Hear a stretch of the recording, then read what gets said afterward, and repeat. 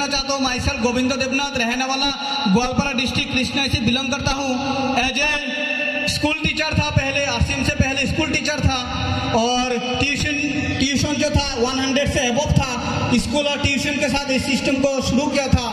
अगर एक बात मैं कहूँ तो ये बिजनेस मेरा इंटरेस्ट ही नहीं था। इंटरेस्ट इसलिए नहीं था, स्कूल और ट्यूशनी जो मिलता है नियर अबाउट 40,000 एंड अबव मिलता था जब मैं ट्यूशन और स्कूल करता था, इसलिए इस बिजनेस में इंटरेस्ट ही नहीं था। मैं भगवान का धन्यवाद ज्ञापन करता हूँ जो जिसके बदौलत से आज मैं यहाँ पर हूँ, वो है मेरा मदर, डेट मीन्स मेरा मम्मी है, मोर माँ है जिजन व्यक्तिर कारणे मुई आज स्टेजत आसू। आज मुई विचारू मोर मार कारणे जबरदस्त क्लाबिंग हब लगे, जबरदस्त क्लाबिंग। और अकल मोर मार कारणे নহয়, जिमान मातृ আছে, जिमान आई मातृ আছে, गोटे आई मातृ कारणे जबरदस्त क्लाबिंग हब लगे। कारण आई मातृ कारणे आसू जबरदस्त क्लाबिंग। যদি আজি বহুত মানুহে বহুত দিন ধরে বিজনেস করেছে, যদি বিজনেসটো বাড়া নাই এজ এ নিজে সেলফ एनालिसिस করে চাব লাগে।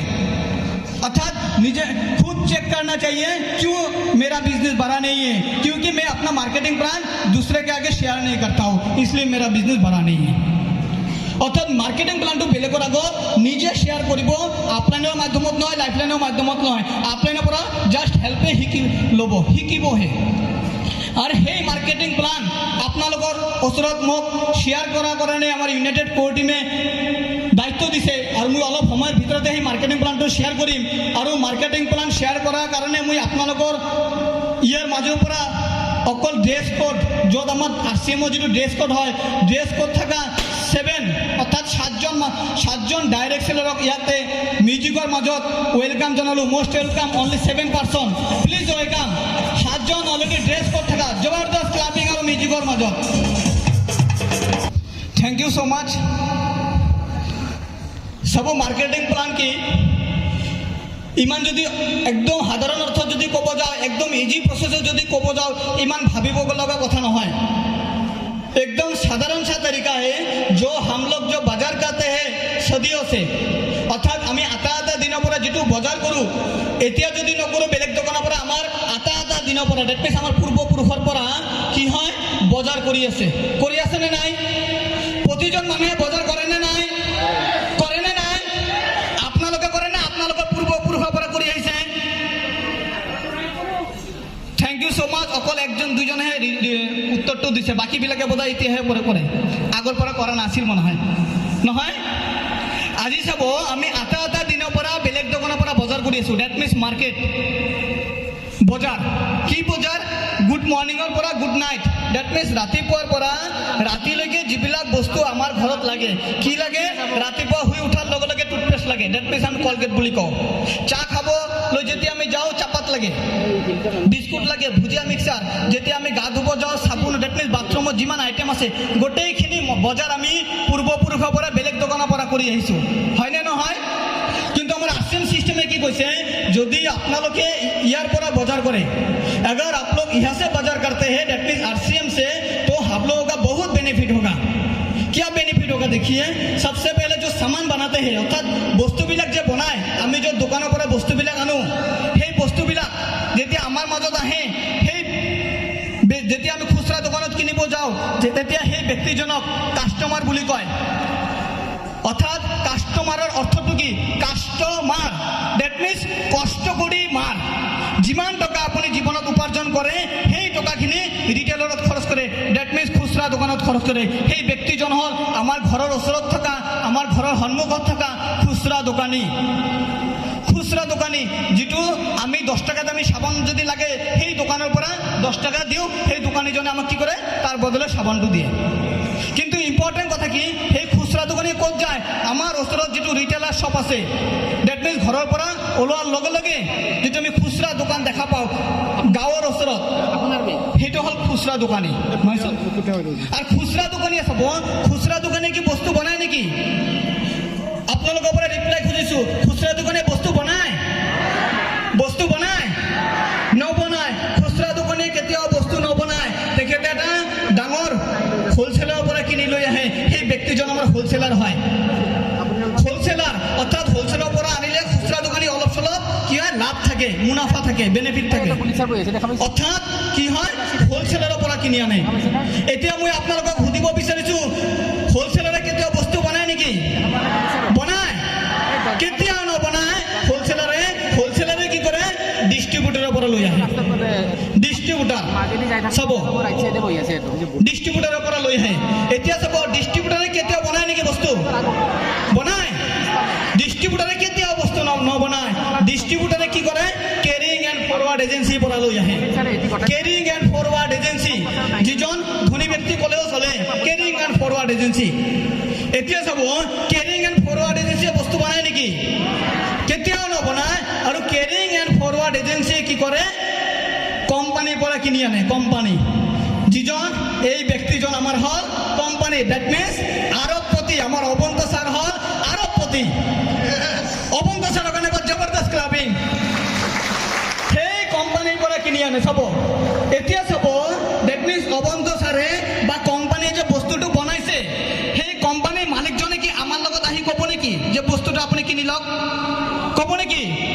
কোম্পানীৰ মালিকে কেতিয়াও আমাৰ ওচৰত আহি প্ৰচাৰ কৰিব নেকি? এজ এ উদাহৰণ চাব, মুকেশ আম্বানী যেতিয়া 5G চিম লঞ্চ কৰিব বা ডাঙৰ চহৰত কৰিছে, মুকেশ আম্বানী কেতিয়াও কয় নেকি 5G চিম লওক বুলি? কয় নেকি? কেতিয়াও নকয়। কিন্তু মুকেশ আম্বানীয়ে কি কৰে, মাজত এটা ধুনীয়া ব্যক্তি ৰাখি দিয়ে। সেই ব্যক্তিজন হ'ল আমাৰ শ্বাহৰুখ খান, য'ত পাঠান ছবি কৰি হিট হৈ গৈছে। পাঠান ছবি ছুপাৰ হিট। সেই ব্যক্তিজন হ'ল শ্বাহৰুখ খান, পাঠান ছবিৰ হিৰো। তেখেতে যি ক'ব, আমাৰ 140 কোটি জনসংখ্যা সিয়ে মানিব। মানিব নে নামানিব?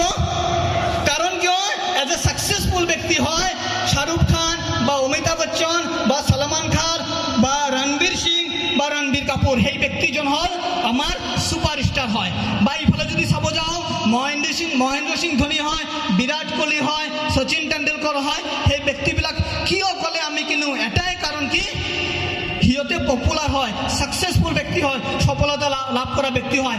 আমাৰ সৰু সাধাৰণ মানুহ, আমি এজ এ মিডিল ক্লাছ মানুহ, আমি বা লোৱাৰ মিডিল ক্লাছ মানুহ, আমি আমাৰ বিশ্বাসটো কি থাকে জানে? ইমান ডাঙৰ এটা ব্যক্তিয়ে কৈছে, মিছা কথা ক'ব না। সেই ব্যক্তিজনৰ কথা বিশ্বাস কৰি আমি কি কৰোঁ, সেই বস্তুটো ক্ৰয় কৰোঁ। কিন্তু এটা কথা যদি ভালকৈ মনোযোগ দিওঁ, কিজানি যিটো এডভাৰটাইজ কৰিছে সেই বস্তুটো নিজে ব্যৱহাৰ কৰা নাই হয়তো। কিন্তু সিহঁতে এডভাৰটাইজ কৰাৰ বিনিময়ত কি হৈছে, লাখ লাখ কৰোৰ টকা পাই আছে। কোনে পাই আছে? আমাৰ সেই পাঠান ছবিৰ হিৰোজন, ডেট মিনছ শ্বাহৰুখ খানে। তেখেতে কৰৰপতি হৈ আছে, আৰবপতি হৈ আছে। সিহঁতে ডাঙৰ ডাঙৰ বিল্ডিং বনাই আছে, ডাঙৰ ডাঙৰ অট্টালিকা বনাই আছে। অকল এটা নহয়, 10-12টা বনাই আছে। চাব, সিহঁতে যে বনাই আছে, চাব সিহঁতে কি কৰি আছে। এই যে আমাৰ অবন্ত ছাৰে, ডেট মিনছ মুকেশ আম্বানী, আমাৰ এই ব্যক্তিজন মুকেশ আম্বানী হয়। অবন্ত ছাৰে যিটো প্ৰডাক্ট বনাইছে, এই তেখেতক যে প্ৰচাৰ কৰিব দিছে শ্বাহৰুখ খানক, তেখেতে বিনা পইচাত কৰিব নেকি? বিনা পইচাত কৰিব? সিদিনা এটা এডভাৰটাইজত পাইছোঁ, মহেন্দ্ৰ সিং ধোনীয়ে যিমান টকা ক্ৰিকেট খেলি পায় না, তাতকৈ বেছি টকা, কৰোৰ টকা এডভাৰটাইজ কৰিহে নাপায়। আজি চাব, সেই কোম্পানীৰ মালিকে কি কৰিছে, আমাৰ এডভাৰটাইজমেণ্টক কি কৰিছে, লাখ লাখ কৰোৰ টকা কি কৰিছে, তেখেতক দিছে। তাৰপিছত আহি সেই মিছা কথাটো আহি টিভিত ধুনীয়াকৈ প্ৰচাৰ কৰি দি আছে। তাৰ বিনিময়ত কি আছোঁ, ইয়াতে যিমান ব্যক্তি আছে, য'ত কেৰিং এণ্ড ফৰৱাৰ্ড এজেঞ্চিৰ পৰা কাষ্টমাৰলৈকে গোটেই ব্যক্তিবিলাক আমি কি কৰোঁ, টিভিৰ সন্মুখত। কাৰণ প্ৰতিজন মানুহৰ দেখা যায় কি, ল'ৰাবিলাকে সময় পাক বা নাপাক, আমাৰ ঘৰৰ মহিলাবিলাকে যে আছে, গোটেই দিনৰ কাম কৰি সন্ধিয়া 7টাৰ পৰা ৰাতি 11টালৈকে টিভিৰ সন্মুখত বহি থাকে। আৰু বহাৰ বিনিময়ত কি হয়, এই বোলে চাবোনৰ উদাহৰণ, এই বোলে ফেচ ৱাছৰ উদাহৰণ, সেই বোলে স্কাৰ্ফৰ উদাহৰণ, এই বোলে লোচনৰ উদাহৰণ, কিমান যে এডভাৰটাইজ চায়। আৰু সেই এডভাৰটাইজবিলাক চাই কি কৰে, সেই দোকানৰ পৰা কিনি আনিব লগা হয়। কিন্তু তেখেতে এডভাৰটাইজ কৰিছে, বহুত কৰোৰ টকা পাইছে। দেখা যায় কি, কোম্পানী এটা বস্তু 100 টকাত বনাইছে, 100 টকা, কিন্তু সেই বস্তুটো সেই কোম্পানী এটা বস্তু 55 টকাত বনাইছে, কিন্তু সেই বস্তুটো আমি আনোতে 100 টকা হৈ গৈছে। ডেট মিনছ 55 টকাত আমি 100 টকাত কিনিব লগা হৈছে কাষ্টমাৰৰ পৰা। মাজত যিটো 45% আছে, এই মিডিল মেনবিলাকৰ ঘৰত ভাগ বতৰা হৈছে। এই 45% এই মিডিল মেনবিলাকৰ ঘৰত কি হৈছে, ভাগ বতৰা হৈছে। আজি চাব, যদি আমি কোম্পানী, ডেট মিনছ এই ব্যক্তি তিনিজন কোম্পানী যদি বস্তু নবনায় আমি ইয়াতে যিবিলাক ব্যক্তি আছোঁ ডেট মিনছ কাষ্টমাৰ বস্তু পাম নেকি বস্তু নাপাম সেম কণ্ডিশ্যন চাব ইয়াতে কাষ্টমাৰ ডেট মিনছ আমি মানে ময়ো আছোঁ আপোনালোকে আছে চবেই আছে ডেট মিনছ ভাৰতবৰ্ষত 140 কোটি জনসংখ্যা আছে কাষ্টমাৰৰ ভিতৰত কাৰণ কিয় 80% মানুহে আজি লোৱাৰ ক্লাছ বা মিডিল ক্লাছ 20% মানুহে আৰবপতি কৰোৰপতি হৈ আছে আৰু কাষ্টমাৰে কি কৰি আছোঁ সেই কোম্পানীৰ পৰা কিনি আছোঁ আজি চাব এই কোম্পানী আৰু কাষ্টমাৰ দুজন যদি মিলাই দিওঁ ধুনীয়া এটা মাৰ্কেট চলি আছে যিটো মাৰ্কেটৰ নাম হ'ল MLM market that means multi level market direct market আৰ আমাৰ Bharatvarsha that means right concept market that means RCM বলে পৰিচিত হয়